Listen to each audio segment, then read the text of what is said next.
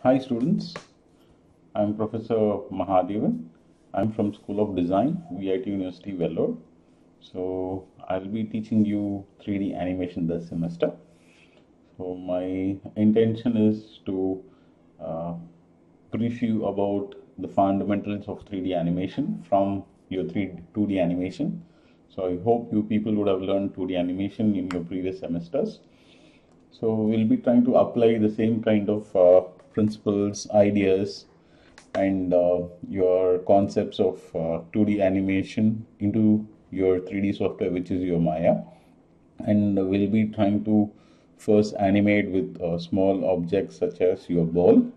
Then we'll be going with ball with tail, characteristics, and we'll also be trying to do some lip syncs, and we'll also be trying to create some basic animations like walk and run, cycles, create cycles. So this is what we are gonna do for 3D animation. So now, being an online kind of class, you people can submit your files using V-transfers to your class monitors, and that's how we'll be get in touch with each other. So let's go inside with regard to the evaluation kind of what are the kind of evaluation parameters that we'll be following in this semester. So to start off with the evaluation criteria for 3D animation, we'll be having your internal assessments.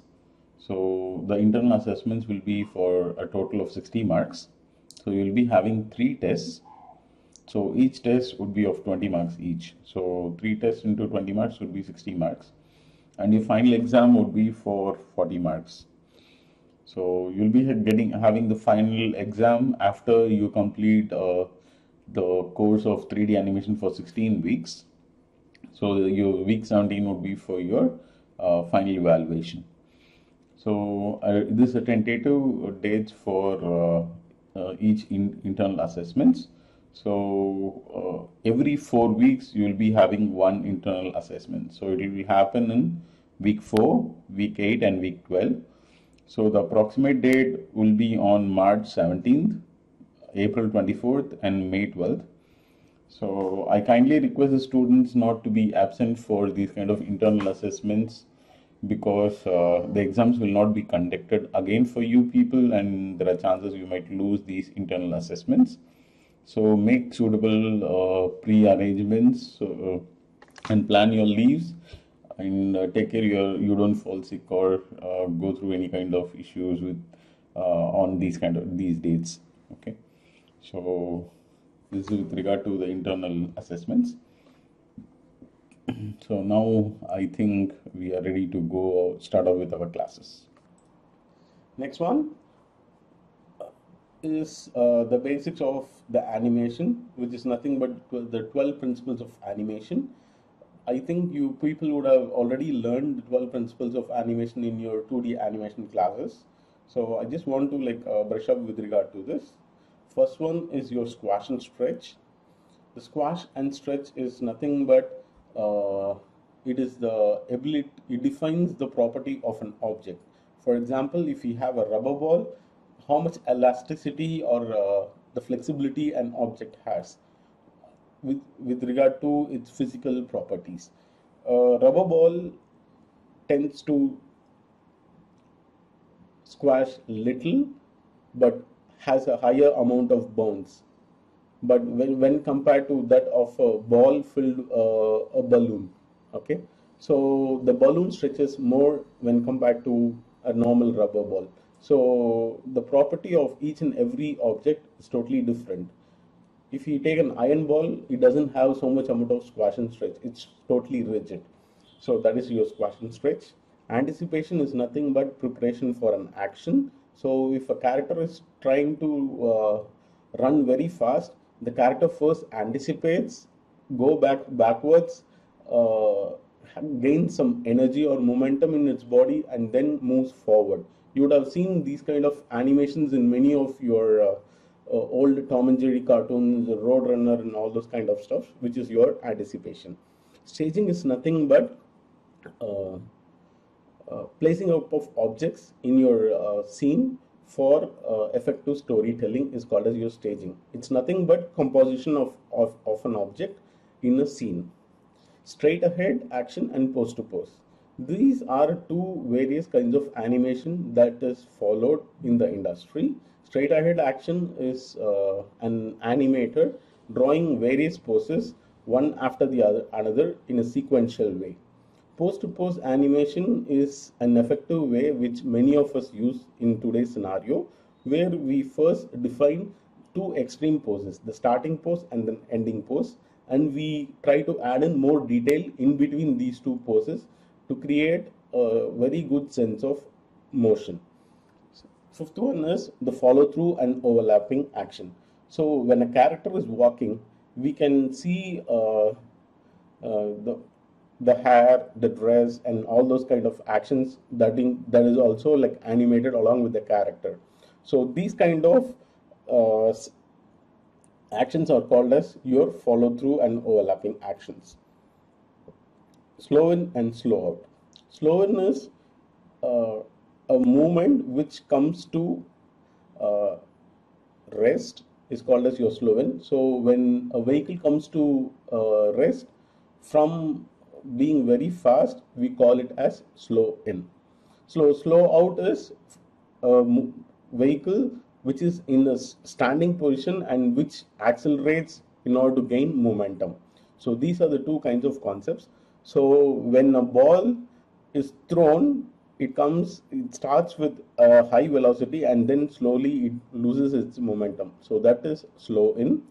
Slow out is from a starting position. If a ball is falling from a very high position over a plane, so it tends to gain more momentum. So that is your slow out. Arcs are nothing but the way in which you create believable kind of motion. So most of the ball bounces and other kind of posing and animation are mainly based upon the arcs, which gives fluidity and or natural kind of movement for any kind of animation. Secondary action is nothing but the resultant of the primary action.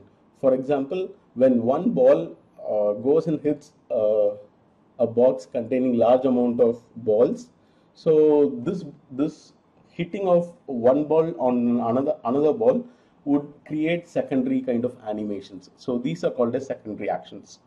Timing and spacing. So timing and spacing is nothing but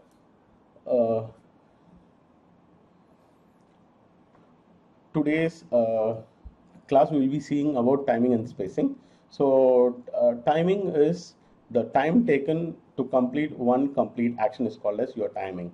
Spacing is how the animation takes place within that particular interval of time. For example, the timing for one ball bounce, for example, we can keep it as 24 frames. So timing remains constant.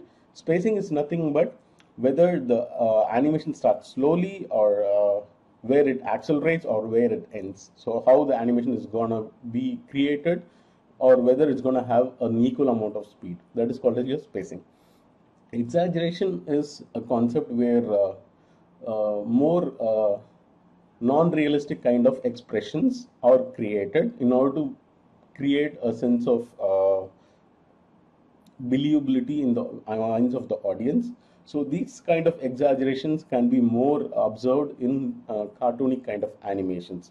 So that is your exaggeration. Solid drawing is nothing but the storytelling poses which is created in order to depict strong messages or deliver very clear kind of ideas in an individual's shot. Appeal is nothing but the overall output of how an animation feels on the screen is called as your appeal. Okay, in today's class, the basic things what we are going to see today is timing and spacing. So with regard to timing, so the time taken for a ball to bounce from one position to another position is called as your timing. So here, the distance between from one point to another point is called as your timing. Okay, spacing is nothing but how the movement of the ball takes place within this interval of time. So when we take this animation or the movement of the ball, we can see the the balls are not placed in equidistant kind of distance among them. So we can see more number of gaps here at the starting than on the top. So in the top, what happens here is there is an overlap of the number of balls. So it clearly depicts that when the ball is going against the gravity of the earth, it tends to loses its energy, and it tries to again comes down when no energy is left. So when this ball is going against gravity, it starts with more amount of energy. So that's the reason the movement is against gravity is more. So when it goes away from the gravity, it tries to lose its energy. So when it comes here, so here it's totally nullified. So the ball stops here almost. Then the gravity tries to pull this ball down in a very fast way. So in the same way, it tries to like come faster, faster, faster. So the maximum amount of force will be here. So at any given point of time, when the ball makes a movement like this from one place to another, we can be sure that the movement of the ball will not be a constant everywhere. So we need, so this is what we are planning to like get to in today's kind of class. So this is totally represented here in a form of keyframes here. So we have taken 20 frames in order to like animate this ball bounce, one ball bounce here. So when we observe here, from frame number 1 to 5 and from 16 to 20, the amount of displacement by the ball is significantly more and there is no overlaps. When we compare the same from frame number 7 to 11 and from 11 to 15.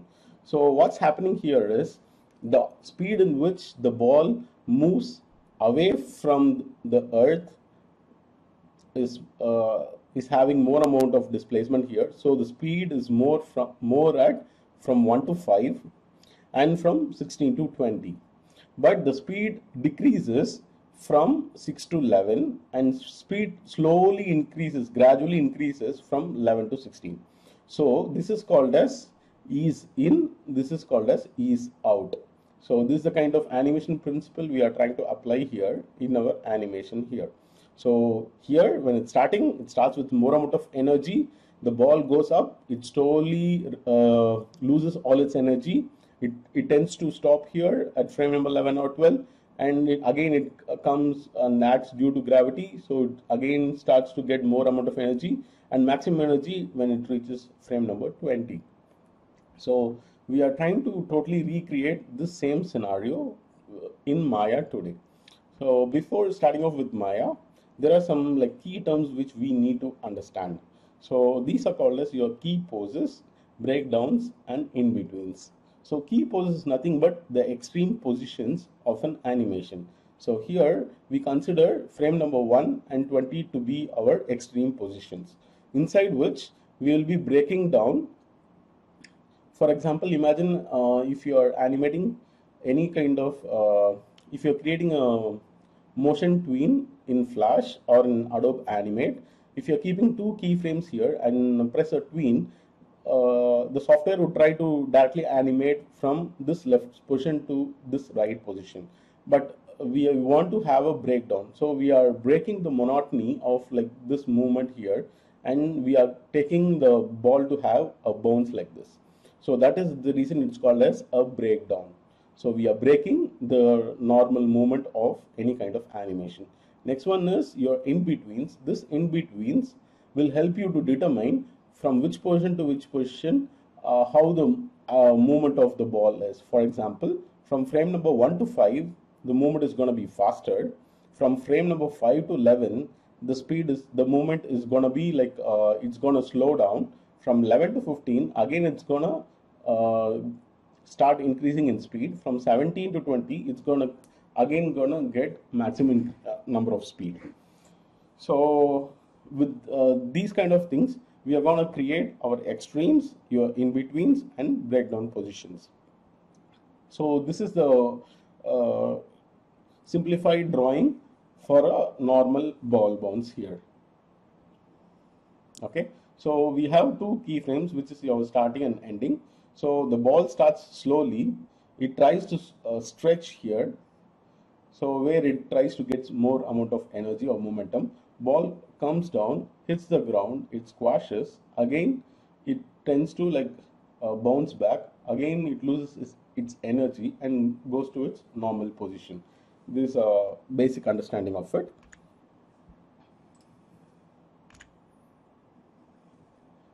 Next one, timing. It is a time taken to complete an action. So the time one, if your timing is wrong, your animation is going to be totally wrong.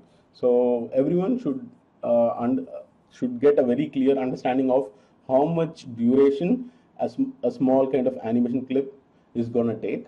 Spacing is how the action takes place within the given amount of time. For example, if it's 20 frames, where it's going to be starting fast, then going to slow down, again going to fast, or whether it's going to start slow, or then it's going to get faster and then it's going to be slower. So you need to define that. Key pose is nothing but a pose which defines the important part of an animation. So whatever might be the important kind of screens, the important positions, those are called as your key poses. So if you miss any of the key poses, there are chances you might lose the detail in your animation. Breakdown is nothing but the concept of breaking up of joints in animation. In between is nothing but the flow of action defined between the breakdown and the keyframe. So in today's class, we'll be seeing about the Maya ball bounce. So this is the in-place Maya ball bounce here.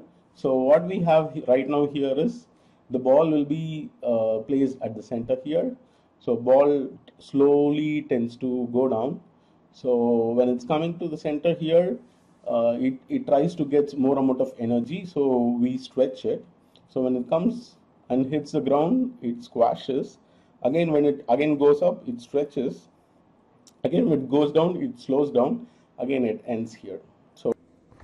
So what we'll be trying to do today is we'll try to create all these kind of poses in Adobe Animate, and we'll try to create a ball bounce, and we'll see how these bounces are coming. So in the next class, which is on Friday, we'll try to apply the same kind of concepts and ideas and see how it is coming in the Maya software. So today's exercise, what I am expecting you students to do is, you need to open your Adobe Animate, keep these keyframes for the ball to start from here. It should come down fast, it should hit, it should have the boing, again it should come back, again stop at the same place and try to create a loop. So this will be your exercise. So once you complete your exercise, you can submit the files to your class monitor. It can be a small SWF file which I can download and see how it has come out. Okay, so have a great day. Thank you.